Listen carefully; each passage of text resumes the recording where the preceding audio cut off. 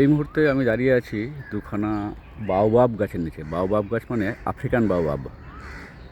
আফ্রিকায় যেটা হয়, আফ্রিকা আরব, যার মূল আদি বাসস্থান বা যেখান থেকে ওরা অরিজিনেটেড, সেরকমই দুটো বাওবাব গাছের তলায় দাঁড়িয়ে আছি, মাঝখানে দাঁড়িয়ে আছি।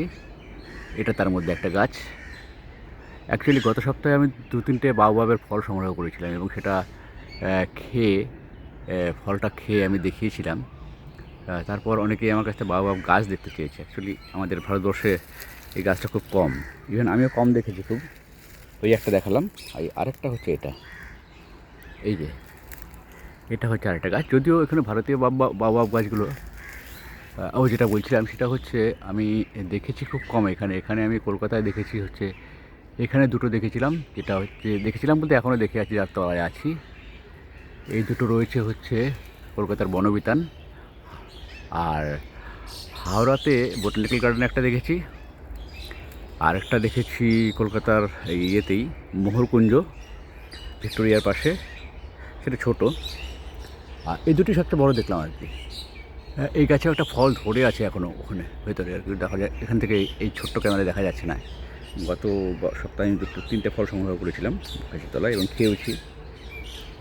তো খুব ফলগুলো খুব, মানে কী বলবো, ভিটামিন বি সি সমৃদ্ধ, সাথে মিনারেলস। এই যে এই গাছের আরেকটা গাছ দেখেছি হচ্ছে কোচবিহারে যে উত্তরবঙ্গ কৃষি বিশ্ববিদ্যালয়, সেখানে ডক্টর অমরেন্দ্র স্যার আর কি, অমরেন্দ্র স্যার খুব সম্ভবত 90-এর দশকে এনে লাগিয়েছিলেন, বাইরে থেকে এনে লাগিয়েছিলেন। সেই গাছটাও দেখেছি। তো তো উনি আমাকে বলেছিলেন গাছগুলো আমরা দেখেছি যে আফ্রিকার যে গাছগুলো দেখি আমরা, মানে ছবিতে বা ভিডিওতে বা যে কোনো বিভিন্ন টিভি চ্যানেলে দেখি, আমরা প্রায় দেখতে পাই আফ্রিকার গাছগুলো। সেগুলো দেখি যেরকম কী থাকে, প্রচুর মোটামুটি বিরাট চওড়া আর কি। বিরাট চওড়া বলতে সেই গাছটা হচ্ছে সেগুলো প্রায় 500, 1000, 2000 বছরের পুরনো গাছ, এবং সেগুলো মোটামুটি 20 ফুট চওড়া, 20-30 ফুট চওড়াও হয় আর কি, এবং জলের ট্যাঙ্কির মতো। এবং উপর থেকে নিচ অবধি মানে প্রায় 50-70 ফিট বা 80 ফিট বা 100 ফিট উপর পর্যন্ত কোনো ডালপালা থাকে না, এবং উপরে গিয়ে কিছু অল্প হালকা কিছু ডালপালা থাকে। এবং আমি এই গাছগুলোতে পাতা খুব একটা দেখি না, পাতা হয়, যখন পাতা হয় তখন আমি দেখাবো। পাতা ফুল সবই, ফুলটাও খুব সুন্দর, সাদা ফুলটা হয়, পাতা ফুল এরকম হয়। পাতাটা যখন হয় তখন দেখাবো। তো এখানকার গাছগুলোতে দেখা যাচ্ছে যে বেশ ডালপালা। অ্যাকচুয়ালি গাছগুলো যেটা হয়, আমাকে অমরেন্দ্র স্যারই বলেছিলেন, উনি গাছপালা সম্পর্কে অনেক সমৃদ্ধ, মানে উত্তরবঙ্গ কৃষি বিশ্ববিদ্যালয়ে এখনও পড়ান।